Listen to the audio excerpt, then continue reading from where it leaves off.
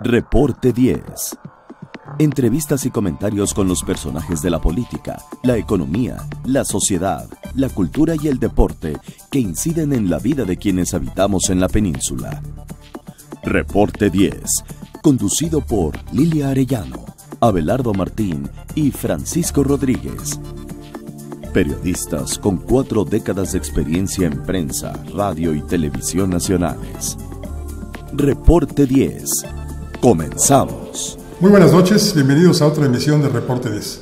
Esta noche junto con Claudia Rodríguez. Claudia, buenas noches. Muy buenas noches, Francisco. Junto con Claudia Rodríguez vamos a platicar con Omar Estrada. Omar, buenas noches. Buenas noches, un gusto estar con ustedes. Omar, buenas noches. Y esta es la segunda ocasión que lo hacemos. Usted recordará seguramente una misión anterior que tuvimos como invitado a Omar y que nos platicaba sobre el humor social de los mexicanos previo a las elecciones del 1 de julio. Hoy vamos por la revancha, vamos a saber cuál es el humor social de los mexicanos después de los comicios. Omar, si tienes la palabra. Gracias. Pues por lo que podría empezar a la participación o comentar es cómo hoy, después de la tormenta, ya llegó la calma, ¿no? Al final de cuentas, un proceso electoral como los que hemos vivido los últimos sexenios, pues son procesos donde se mueven muchas cosas, donde incluso hay violencia, donde incluso hay divorcios, ¿no? Familiares, divorcios amicales, divorcios en la misma sociedad y no digamos en los actores políticos. Creo que fue un proceso en donde empezó mucho tiempo antes de lo que todo el mundo nos dimos cuenta, ¿no? Un candidato que llevaba ya 3 vueltas, esta es la tercera vuelta haciendo campaña presidencial, lo logró a la tercera y además no es de sorprendernos, lo logró como lo han logrado otros, ¿no? Un Lula que también tuvo sus diferentes procesos y en diferentes partes del mundo ha pasado lo mismo. Entonces es un proceso donde también de manera muy peculiar apeló completamente a una radiografía que nosotros fuimos dibujando, fuimos entendiendo y narrando de cómo el dolor social, el humor político, la sensación de la vida, de cómo se estaba viviendo la vida cotidiana en el país, iba aumentando, iba diciéndonos claramente cómo se estaba reflejando hoy o cómo se iba a reflejar hoy en las urnas la opinión del electorado, ¿no? O del ciudadano en versión del electorado. ¿Y qué pasó? Pues venimos en un México que nos duele a todos los mexicanos. ¿Y esto cómo lo obtenemos? Pues al final de cuentas nosotros lo obtenemos como agencia, como consultora, recorriendo el país, haciendo intervenciones antropológicas sobre las diferentes geografías a lo largo y ancho de la República Mexicana, haciendo análisis discursivo con la gente en sus casas, en diferentes espacios públicos, provocando conversación con un equipo de antropólogos que nos metimos a entender las localidades, los municipios, los estados y el país, para entender cómo venía este humor. Y algo que encontramos es que todos los mexicanos, sin importar nivel socioeconómico, sin importar profesión, sin importar la industria a la que nos dedicáramos, algo en común es que teníamos una sensación de un México que nos estaba doliendo cada vez más. Y esto también, ¿qué implica? ¿No? Implica que en nuestra psique, en nuestra forma de representarnos socialmente, tuviéramos muchas preocupaciones. La gente de clase alta, ¿no? De nivel socioeconómico más privilegiado, ¿qué tienen? El temor, ¿qué le duele de México? Pues el temor de la inseguridad, ¿no? No puedes disfrutar tus autos, no puedes disfrutar tu vida, tus hijos no pueden salir a la calle y tienes preocupación del otro. En las clases medias, no sabes, tienes mucha incertidumbre en el bolsillo, ¿no? ¿Qué va a pasar el día siguiente? ¿Cómo va a amanecer, la economía y cómo va a repercutir? A ver si llegamos a final de quincena, ¿no? A ver si llegamos a final de quincena. Y la clase baja, el tema es la historia de siempre, que es la mayor porcentaje de la población de este país. ¿Y cuál es su principal preocupación? Pues al final de cuentas es el tener que comer, tener trabajo. Y lo peor que eso ya nos vuelve a pegar a todos los mexicanos sin importar a qué nos dediquemos. El tema es nadie quiere en este país ser un número más de las estadísticas de inseguridad en el país. Y el tema es que en todos los niveles, en todas las geografías de la República Mexicana, nos encontramos la misma preocupación. Este país que nos duele a los mexicanos, ¿Crees tú que el dolor fue un alarido el 1 de julio? Por supuesto, totalmente. Totalmente se manifiesta el dolor de México, este México que incluso nos avergüenza, ¿no? Este tema de encontramos las dos narrativas del México. Un México, cuando nosotros le preguntábamos a la gente, al mexicano, cómo cuando llegamos a Veracruz, a Chiapas, a Sonora, a Sinaloa, a Baja California, a Nuevo León, a Yucatán, a todas las geografías, a todos los estados de este país, siempre les preguntábamos nosotros a la gente, ¿qué es lo que te hace sentir orgulloso de vivir en tu lugar, ¿no? Ser yucateco. Entonces la gente, principalmente la narrativa era, pues lo que más me importa es que pues, somos buena gente, pues, tenemos cultura, tenemos comida, diversidad cultural, tenemos recursos naturales, somos un estado rico y eso nos enorgullece. La gente, pregúntese en Veracruz, pues somos richaracheros y pues el tema de richarachero pues también permea en todo el mexicano, ¿no? Con sus diferentes matices. Y hoy esa narrativa, que era una narrativa de orgullo de la forma de ser mexicanos, y es una narrativa positiva, encontramos el contradiálogo o el contradiscurso, que es también tenemos un México que nos avergüenza. Somos corruptos, somos inseguros, han crecido los malos, ya no somos más los buenos, ¿no? Este tema de ya desconfío del de al lado, ya no confío en nadie.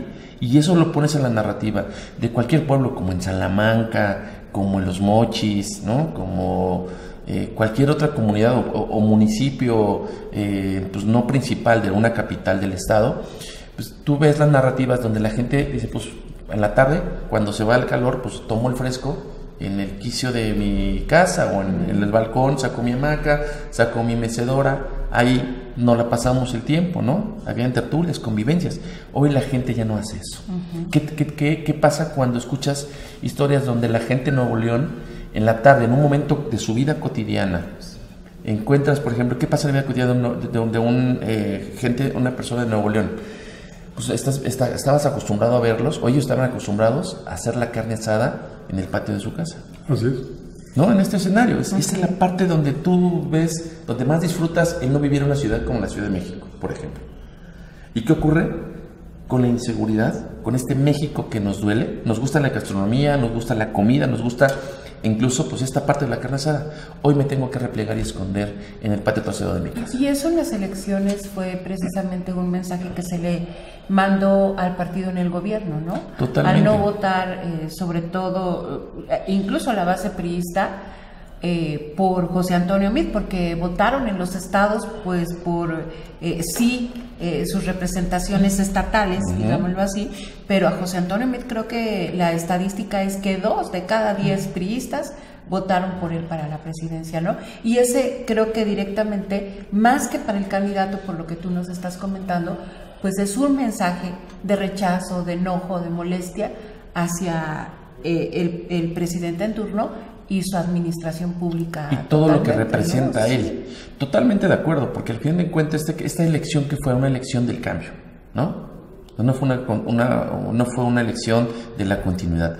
No había nada que a los mexicanos nos sintiera orgullosos para darle continuidad a lo que vivimos en este último sexenio. Sí, así es.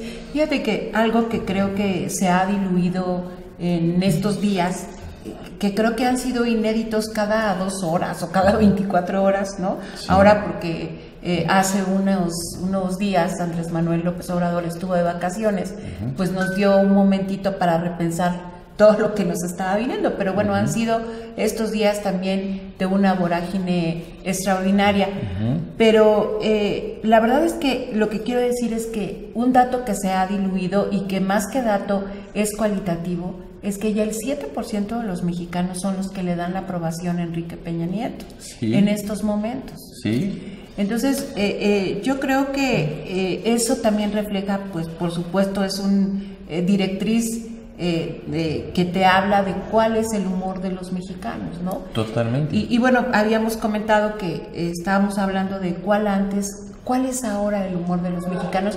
Y yo quisiera plantearte, Omar, también que si en esta parte, con todas las mayorías que votaron precisamente por la opción de Morena y Andrés Manuel López Obrador, creo que de todos modos hay una bifurcación importante, uh-huh, y que se refleja hoy ahora, sobre todo con este asunto de los sueldos, de la reducción, uh-huh, de los sueldos, uh-huh, a la burocracia. sobre todo quienes votaron por la otra opción, que fue mucho tiempo en el segundo lugar y que bueno, la representó Ricardo Anaya, el panista Ricardo Anaya, y creo que ahí hay otra vez coincidencias, ¿no? Sí, totalmente. O sea, esta narrativa que hacía de cómo venía el México que fue a las urnas el 1 de julio, es una narrativa donde es el tema de hay que hacerle caso al sentimiento, no solamente a la encuesta, al número, para entender cómo vienen los procesos electorales. Y esto es por eso les decía que esto nos fue muy bien a nosotros, porque lo retratamos con mucha, digamos, sensibilidad, para hablar en términos cualitativos, antropológicos, o para entender las emociones y el humor político, social y cultural del mexicano. Y una de ellas era, ¿qué te deja este México? Este México que me da inseguridad, se me deja en México de incertidumbres, no de certezas. Un México donde también está saqueado, no solamente está triste, nos duele, también nos duele porque está saqueado. ¿Qué implica eso? Este último sexenio y los últimos sexenios, pero más fue un sexenio en donde los grandes, digamos, beneficiarios de esta última sexenio fueron los amigos de los círculos cercanos de la administración del presidente Peña. Además, un círculo muy cerrado, provenían todos del Estado de México o del Estado de Hidalgo. Sí. No se repartió geográficamente las cuotas de poder, todas se le quedaron ellos en el centro. Así es. ¿Y qué implica eso?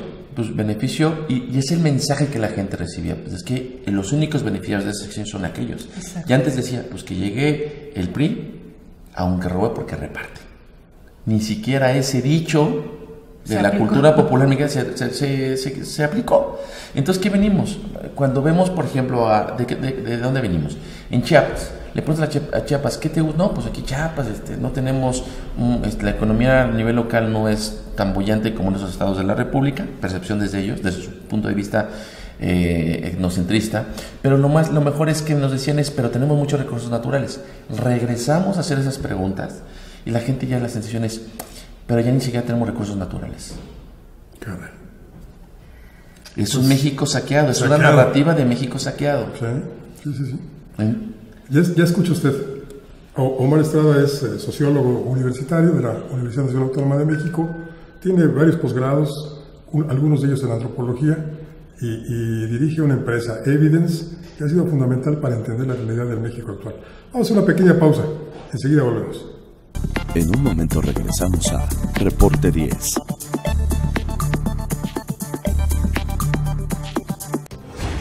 Las cosas que queremos, los proyectos que empiezan, las ilusiones concretadas, necesitan una asesoría legal y una base concreta. Notaría 64. Respaldamos tus actos legalmente.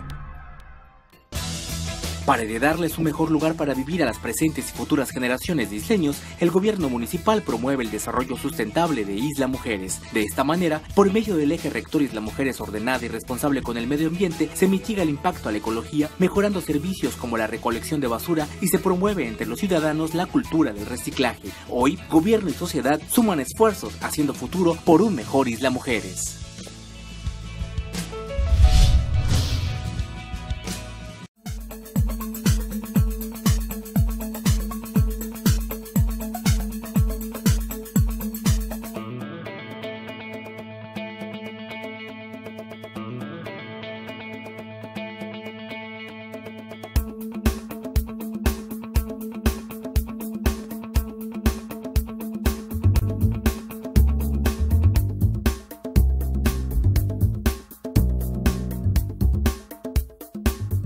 En esta temporada de calor, ayúdanos a prevenir incendios forestales y cuidar nuestro medio ambiente. No arrojes cerillos o cigarros encendidos a zonas con vegetación. No hagas fogatas. Por más precauciones que tengas, una flama puede provocar un gran incendio. No tires botellas de vidrio a lotes baldíos, ya que generan el efecto lupa con los rayos del sol iniciando el fuego. Si ves una fogata o el inicio de un incendio, apágalo con agua o tierra. Si el fuego es muy fuerte, ponte a salvo y avisa a las autoridades lo más pronto posible al 911.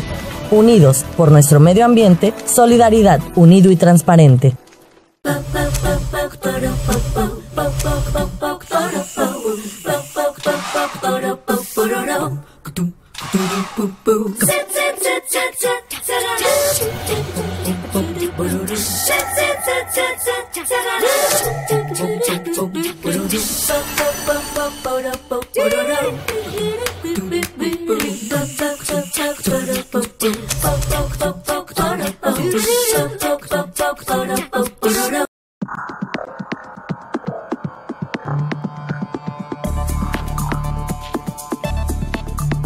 Regresamos a Reporte 10, hoy como ya usted lo está escuchando en una charla pues más que aleccionadora sobre el humor de los mexicanos en todo este proceso de la elección 2017-2018, una elección federal.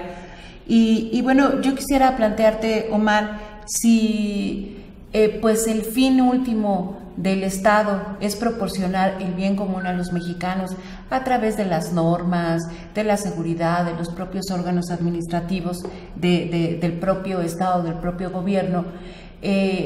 Por lo que hemos visto, el de Peña Nieto y muchos otros han fallado. ¿Tú cómo ves el próximo? ¿Cuál es, desde el punto de vista antropológico, ¿sí? Y con los datos que se tienen, cómo se vislumbra precisamente el que se pueda proporcionar este bien común a los mexicanos? Yo partiría del hecho que, digamos, bien o mal, el único candidato que en este proceso electoral recuperó este dolor del mexicano, estas angustias, estos enojos, fue el presidente electo Andrés Manuel López Obrador. Y mucho de su narrativa era desde la sensibilidad del ciudadano de a pie, que eso es lo relevante frente a las otras dos propuestas de los candidatos que tuvimos para la presidencia. Uno, que conocía a México desde los números; otro, que intentaba conocer un México que nunca lo entendía, ¿no? ¿Por qué? Por su lejanía de clase, y nunca quiso bajarse de ese mismo barco. Y Andrés Manuel fue uno que de alguna manera siempre fue muy sensible hacia la necesidad. ¿Pero eso le va a dar, Omar? Pues mira, al menos en temas de discursivamente lo que está planteando, y a mi forma de ver números, ver datos y ver hoy el comportamiento de 2 semanas después de las elecciones, pues está siendo consistente con esa gran expectativa que es la que nos generó a todos los mexicanos. Pero también las resistencias son consistentes y muchas de ellas parten de quienes votaron por él. Por ejemplo, mencionaba Claudia hace un momento los trabajadores al servicio del Estado, lo que conocemos como burocracia, no peyorativamente. Sí, claro. Ellos mismos votaron en masa por López Obrador, y ahora se sienten un poquito traicionados porque pues les van a bajar el sueldo, porque van a desaparecer plazas, porque muchos se van a quedar sin empleo. ¿Ahí cómo reacciona aquel que votó entusiastamente por López Obrador y ahora se siente defraudado? La percepción que tenemos nosotros con los estudios que hemos hecho es que la gente ya no puede perder más. Este es un cheque en blanco y además reflejado en las urnas en todo el país, ¿no? El tema de las cámaras, locales, es un gran cheque en blanco que se le dio a Morena, se le dio a Andrés Manuel, y la gente tiene esa sensación de que ya no hay nada más que perder. O sea, perdió certidumbre, perdió la seguridad y perdió pues hasta el recurso natural, ¿no? Y el futuro se vería cancelado. Y el futuro está cancelado. Por ejemplo, recupero un dato que también me ha gustado mucho contextualizar en este tema de entendimiento, este México que estamos viviendo hoy. El tema cómo el futuro, para los que tienen más futuro, es cada vez más incierto. ¿De quién hablo? De los jóvenes. Hay dato desgarrador donde entiendes que hoy el segmento poblacional de más alto riesgo es ser joven.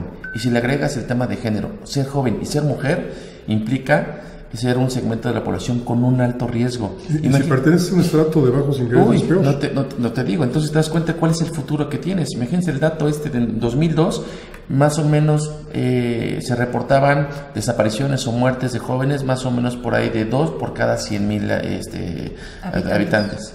Hoy estamos hablando de casi el 15 por cada 100,000 habitantes, ¿no? El 15%. Entonces, digamos, ¿cómo ha crecido desde el 2000 a la fecha la incertidumbre a esta población, ese segmento poblacional que se han cerrado espacios educativos, se ha desatendido políticas públicas? Incluso hoy se está criminalizando de nueva cuenta en términos de este último sexenio al joven. ¿Qué dato tan...? O sea, nadie está hablando de que el joven se está volviendo a criminalizar como en los 80s. Ser joven y estar en grupo era un peligro porque eras potencialmente pandillero. Hoy, ser joven y andar en motoneta, ya le ponemos la etiqueta de reggaetonero o tenemos etiquetas como peyorativas. O aún antes de 68, sí, claro. Reunirse en 2 o más ya era disolución social, ¿no? Sí. Estabas conspirando contra el Estado. Y aguas, entonces, ¿qué futuro? O sea, ¿qué estamos perdiendo? Esta población, que es la que tiene mayor futuro, a la que tenemos que estarle apostándole más, a los que además te aportan mucho en términos de poblacional para hablar de qué poderío tenemos en términos de capital humano en el país, pues estamos cerrándole las puertas, ¿no? Entonces hoy, ¿qué pasa con el futuro con los jóvenes? Entonces, el tema es, no hay un futuro que esté en riesgo. En realidad, las condiciones de vida del mexicano, todo mundo sabe, de verdad, hablando con ellos en su vida cotidiana, no en el número, no el ciudadano que se mueve a partir de las cámaras o de estos sectores, digamos, de alguna manera privilegiados como los que aparecemos en medios o somos parte de una consultoría. La gente de a pie sabe que su vida es cada vez más incierta. Entonces el tema es, no, o sea, ¿qué más puedo perder? Eso explica en algún modo el que se hayan sorprendido incluso los partidos políticos de que los millennials, como se les conoce a los jóvenes, hayan votado más por López Obrador que por un candidato más joven. Sí, y además un dato muy curioso, ¿no? El dato de los millennials o de los, incluso de los primovotantes que les hablaban en la sesión anterior que vine con ustedes, sí, de los generación centennials o de los postmillennials, ¿no? Entonces, estas dos generaciones, pues son generaciones que quieren cambiar el rumbo del mundo, del país. Sí, el perfil del votante es para Andrés Manuel López Obrador los más jóvenes y los más preparados en nivel académico, ¿no? Además, que ese es un dato bien interesante, que tradicionalmente Andrés Manuel parecía que le hablaba solamente a los jodidos del país, ¿no? O sea, a los pobres, a la gente que no tenía algo. Y jodidos no hablo de una manera peyorativa, sino lo hago como una categoría construida a partir de elementos de gente que se perdió sin oportunidades. Claro. El tema es que rebasó la frontera de un segmento poblacional que incluso para los otros partidos o los seguidores o la ciudadanía que iba a votar por otros candidatos, por perfil era completamente peyorativo hablar de los otros, ¿no? Incluso son esos otros que decimos nosotros que es un México que no queríamos ver. Pero ¿qué pasa? La sorpresa que tenemos en este proceso electoral es que también la gente universitaria y con posgrado fueron el 60% que votaron de ese sector por Andrés Manuel López Obrador. Y esto desmitificó a los chairos, ¿no? Además. Porque se pensaba que los chairos eran, o éramos, sí, los chairos incultos, impreparados, jodidos, como dijiste. Sí. Y no es cierto, ¿no? Hoy se ve que los chairos, pues tenemos preparación universitaria, tenemos ingresos altos y tenemos posibilidades pues hasta de viajar al extranjero. Sí, así es. ¿No? Y además un tema, es que es interesante porque creo que este proceso electoral también brincó las barreras de la operación política tradicional. Y eso nadie lo ha querido decir, nadie lo ha estado estudiando. La operación política de cómo se mueven el día cero las estructuras políticas no alcanzó para darle la vuelta a las elecciones. Sí, de hecho fue inédito.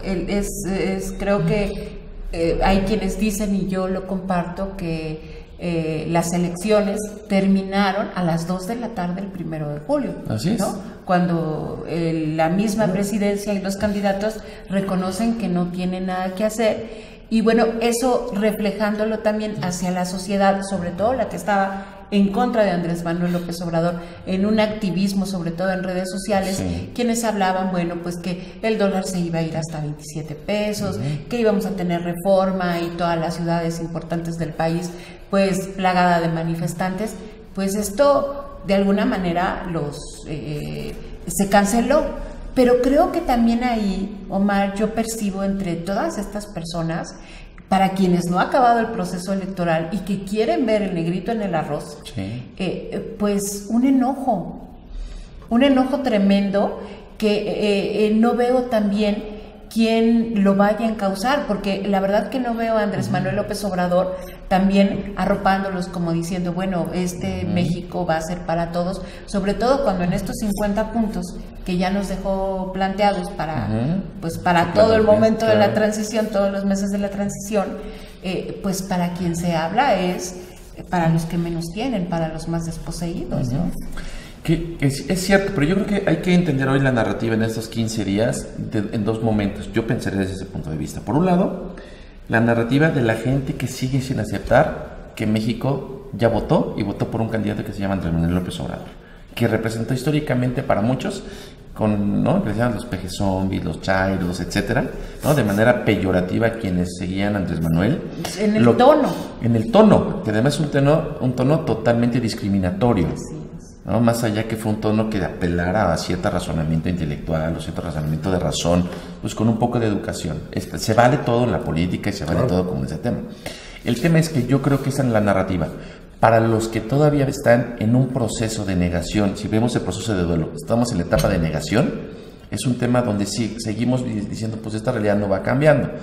Y la otra parte es este México de transición, que habría que yo creo que es el tema del México, en donde también hay voces, estas voces de ese segmento de población que decía, pues al menos en algún momento decían el 60% no queremos que llegue Andrés Manuel, que después nos dimos cuenta que se convirtió en el 40% menos de los que no quisieron que llegara Andrés Manuel.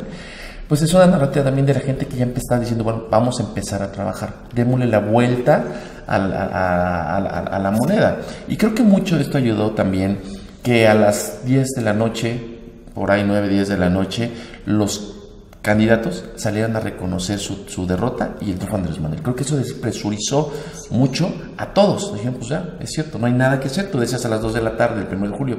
Y la demás gente dijo, pues bajémosle, ¿no? Empecemos a trabajar. Y es muy curioso, porque este tipo de pláticas o conferencias que hemos venido dando para explicar qué pasó el 1 de julio, qué pasó antes, qué pasó el 1 de julio y el México que viene, lo hemos venido compartiendo en diferentes espacios empresariales, en diferentes segmentos, y la explicación es la misma, y todo quiere entender qué pasó, por qué está así en México, pero también yo veo un México, y me ha tocado vivir con diferentes pues, sectores empresariales donde me dicen, bueno, el tema es que este México ya lo tenemos que comprender para seguir adelante y ponernos a trabajar, no va a cambiar. Y lo mejor que está pasando desde mi punto de vista es que todos nos damos dando cuenta que incluso la moneda la última semana recuperó mucho de lo que habíamos perdido en los últimos meses. Y es un síntoma donde pues digamos que los mercados dicen, no está pasando nada extraordinario. No sé si a lo mejor o lo peor. Al contrario, yo creo que vieron al contrario, que estaban pasando cosas buenas. Que están pasando cosas buenas, ¿no? Entonces esa historia que también eso suma más bien para que la incertidumbre de aquellos que no confiaban en que esa pueda ser la mejor opción, está también quitando tensión y está haciendo que ciertas cámaras, los empresarios, gente incluso directivos de estas empresas están tomando las cosas con más calma y están dispuestos, que eso también es algo muy relevante de este proceso, están dispuestos a sumarse para que México vaya mejor.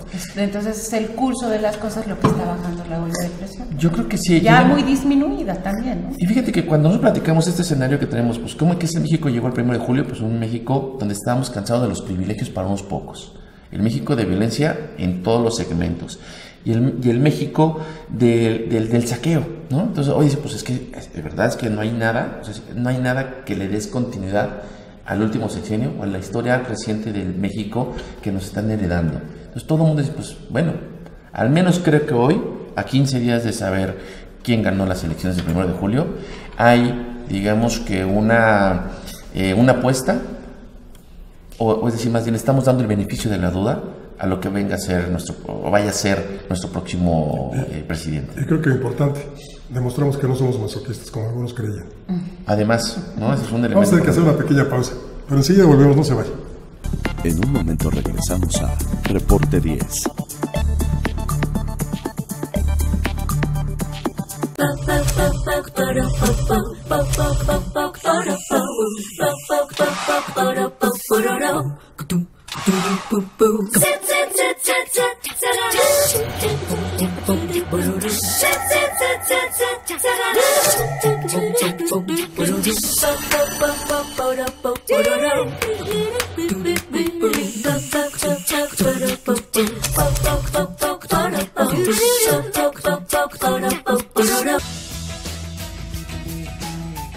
Un gobierno atento, moderno, transparente, honesto y eficiente será posible con el Plan Municipal de Desarrollo 2016-2018. A través del eje rector Isla Mujeres de Buen Gobierno se garantizará mejor atención a la ciudadanía con un gobierno cercano y de puertas abiertas. Hoy, gobierno y sociedad suman esfuerzos haciendo futuro por un mejor Isla Mujeres.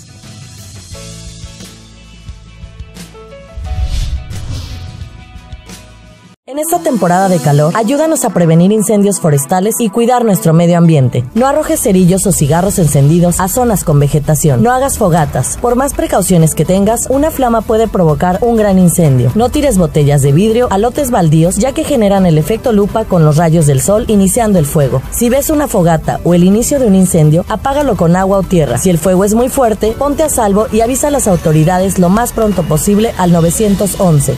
Unidos por nuestro medio ambiente, solidaridad, unido y transparente.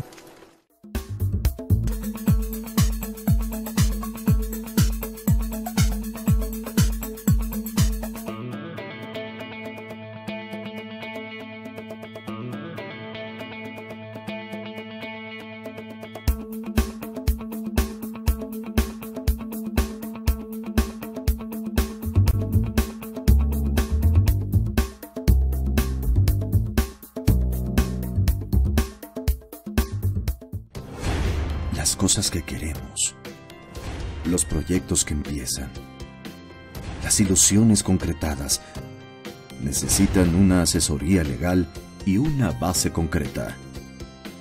Notaría 64. Respaldamos tus actos legalmente.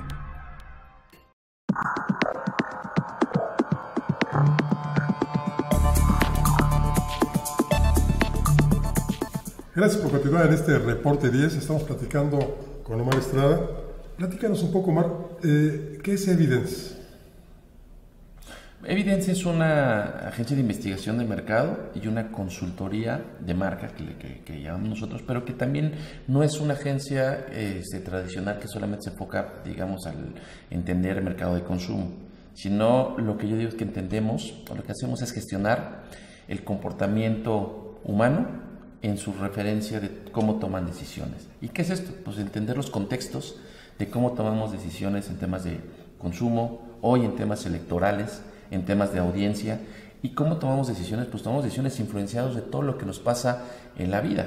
No es solamente porque yo llego al súper y me encuentro con un estímulo y sobre eso decido, porque vi muchas veces en la televisión un spot de televisión que me influía en tomar tal o cual producto o votar por tal o cual candidato. Es entender los contextos humanos para hablar de una realidad que se transforma en una decisión. Oye, esto me trae a la mente, ¿los candidatos se anunciaron como productos? Sí, que también yo creo que es un aprendizaje interesante de los últimos procesos electorales y también de hacer caso a lo que hacemos las consultoras. El problema, yo creo que en este proceso electoral, se os comentaba, yo creo que en el programa pasado, como muchas de nuestras formas de actuar y de hoy operar nuestras instituciones son instituciones planteadas en el siglo XVIII. Y nuestra vida está planteada en el siglo XVIII. Las universidades están diseñadas en el siglo XVIII y hoy tienen un problema muy grave, real, en términos de cómo la gente, los chicos, no están haciendo caso, no están pelando al profesor. No tienen, ¿por qué? Porque ya están rebasados los profesores, la forma en cómo estructuran sus planteamientos, digamos, la currícula académica, lo que los chicos ya saben, ¿no? Y entonces en un estudio que hicimos con jóvenes, vemos que tienen a los blogueros, son los principales profesores de sus amigos, para entender cómo se hace una ecuación de segundo o tercer grado, lo saben en 5 minutos más que en una clase de 2 horas, ¿no? Entonces digamos que son las formas que tiene que cambiar la realidad de nuestro entorno para entender a mí cómo la institución se tiene que adaptar a la vida cotidiana que cada vez se transforma en un momento más rápido. Sí, y eso mismo pasa a lo que voy, que pasa en las instituciones políticas. Cuando tú ves a los chicos, les preguntábamos a los chicos, ¿y qué opinas de las estructuras de ciertos partidos? Pues es que eso es de mi abuelo. Hoy por quién voto, ¿no? O sea, voto por alguien que me hable mucho más. Algo que pasó muy interesante con Anaya, entremos del tercer debate, es que cuando hablaba él de la tecnologización, empezó a haber un tema de que las redes sociales se movían por los jóvenes. El tema es que estos jóvenes no son jóvenes como éramos nosotros, con menos información o con menos capacidad de respuesta en términos de cómo me informo y valido lo que me estás diciendo. Y eso se transforma en algo muy sencillo. ¿Qué implica hoy los memes? Los memes implican una forma de creativar del mexicano, pero es una editorialización de lo que tú dices. O sea, lo decimos al aire y en 2 minutos, ¿qué digo 2 minutos? En 30 segundos ya tenemos 5 memes de lo que estamos diciendo en este momento. Entonces, es una respuesta donde antes la forma en cómo está volando la información. Son jóvenes que están decidiendo a partir de elementos que en realidad le están sumando a la vida futura. Y creo que es algo que no se entendió, cómo viene esta nueva generación de primovotantes, y que también pues representó por ahí del 30% de las elecciones en 1 de julio. Entonces, la vida está cambiando. Y hay que entender cómo esas decisiones se van tomando por sus contextos. Me decías hace un ratito, pues se vendieron como productos. Sí, el problema es qué tipo de producto te estás vendiendo. ¿Te quieres vender como una marca de cigarros que se anunciaba en los 80s? ¿Te quieres vender como una marca sexy de refrescos que se anunciaba en los 90s o en los 80s? ¿No? Que esa era como la narrativa mercadológica de los productos. ¿O quieres hoy venderte como una marca líquida? El tema es que ningún candidato se vendió como una marca líquida. Veías a veces muchos spots, pero a veces me tocaba en la calle ir registrando las fotografías de la comunicación de los candidatos, y me acuerdo de una candidata de Morena, de un distrito local de Coyoacán, donde salía con un perrito chihuahua, abrazada, en vez de salir con unos niños o con algo, y entonces y la foto de la cara del perrito era más relevante que la de ella. Entonces, ¿será que ahora los jóvenes prefieren tener perrijos a hijos? No, seguro, un segmento de población va más por allá. Pero el tema es que esa comunicación es como de, ya ni sabes de qué, ¿sabes? O sea, el tema, entonces los chicos lo critican, desarman las campañas. ¿Cuántos memes le hicieron? Uno de los memes más recordados, pero bueno, ahora que me viene a la mente, es el tema de una foto que sacó, como una selfie que sacó Meet de abajo para arriba. Y se hicieron N memes de que había de arriba para abajo, ¿no? Y se fue transformando. ¿Qué otro meme esto puede de ser? barrer las escaleras de arriba para abajo, ¿no? Entonces, y fíjate como todos los elementos simbólicos que hay detrás de las elecciones y la construcción de los productos. Entonces, el tema es más rápido hoy, es distinta la forma de la necesidad de información y de estímulos del electorado, que no estamos entendiendo las instituciones políticas. Estamos hablando hoy todavía como nos hablaban en los 80s, en los 90s, recuperando prácticas de las décadas pasadas, y no estamos viendo hacia el futuro. Y eso es otro tema muy relevante y que yo creo que hay que empezar a entender qué va a pasar en las próximas elecciones. ¿Seguimos haciendo propaganda para televisión con cinescopio? Así es. La gran consola que había en la sala. Justo. Y ahora la comunicación es en un teléfono, ¿no? No, y fíjense que nosotros en temas del gremio de agencias de investigación de mercado hemos discutido mucho en temas de qué papel jugamos. Hoy, afortunadamente, a la industria nos fue muy bien. Las encuestas fueron muy reflejando mucho la realidad del 1 de julio. Pero también el reto que tenemos nosotros como gremio es empezar a pensar en qué vamos a hacer las próximas. Y creo que todos, porque fíjate, el rol que juegan las redes sociales, por ejemplo, y el tema que jugó WhatsApp, la información de WhatsApp. Las encuestas que surgían en WhatsApp, ¿no? Me llegaban en el tipo de ejercicios donde unos vota por tal, porque dicen que incluso el día de, ¿no? Decían, la tendencia es que va ganando otro candidato que es Andrés Manuel. Y me mandaban, ¿tú qué opinas? Pues no tiene una legitimidad metodológica. Desde ahí entonces te llegaba una liga para que vieras el resultado y te mandaba a otro reporte que nada que ver. O sea, se manipula mucho la información. Y ese es un rol que juegan mucho, va a jugar yo creo que un papel mucho más fundamental en las próximas elecciones que las que jugaron esta. Y estas ya jugaron un papel importantísimo. Reglamentar las redes sociales, ¿no? Por Porque ejemplo. hay una ausencia de reglamentación en temas electorales. Bueno, ¿por qué? ¿Y por qué sería eso? Porque todavía no entendemos esa vida del presente. Seguimos reflexionando muchas cosas del pasado y no estamos viendo las tendencias en términos de comportamientos que influyen en el contexto humano hoy para tomar decisiones, que es parte de que no explicamos qué hacemos nosotros en el Cambios, ustedes mismos van a cambiar o quieren cambiar. ¿Vivimos un cambio de gobierno o estamos a punto de vivir un cambio de régimen? Híjole, qué buena pregunta. Yo esperaría que fuera un cambio, pues digamos, más que sí de régimen, pero yo me recuperaría la frase más célebre de los últimos meses, ¿no? En imaginar cosas chingonas, ¿no? De un México mejor. Que esa es al menos la gran expectativa que se tiene. Fue muy criticada la frase porque no se trata nada más de imaginar, sino de concretarla. Pero es el tema de empezar como esta narrativa de la otra versión del mexicano, ¿no? Tenemos este mexicano que nos sentimos orgullosos de nuestras tradiciones. Luego estamos viendo lo que les comentaba, la aparición de México, que también nos duele, pero el tema de este México, que podemos ser la mejor versión del mexicano. Quiero confiar en eso. Yo espero que sea un mejor gobierno, porque un cambio de régimen pues implicaría muchas cosas que incluso creo que no le alcanzaría a el nuevo gobierno que viene a completarlas, ¿no? Pues con eso nos quedamos. Omar, nuevamente muchas gracias por estar con nosotros. Un gusto. Gracias. Y ya sabe, Evidence, la agencia que usted puede contratar. Muchas gracias. Claudia Rodríguez, buenas noches, gracias. Buenas noches, Francisco, buenas noches a todos. Y gracias a usted que nos acompañó. Lo invito para que la semana próxima también esté con nosotros en este mismo horario, por esta misma vía. Soy Francisco Rodríguez y le deseo como siempre buenas gracias y muchas noches.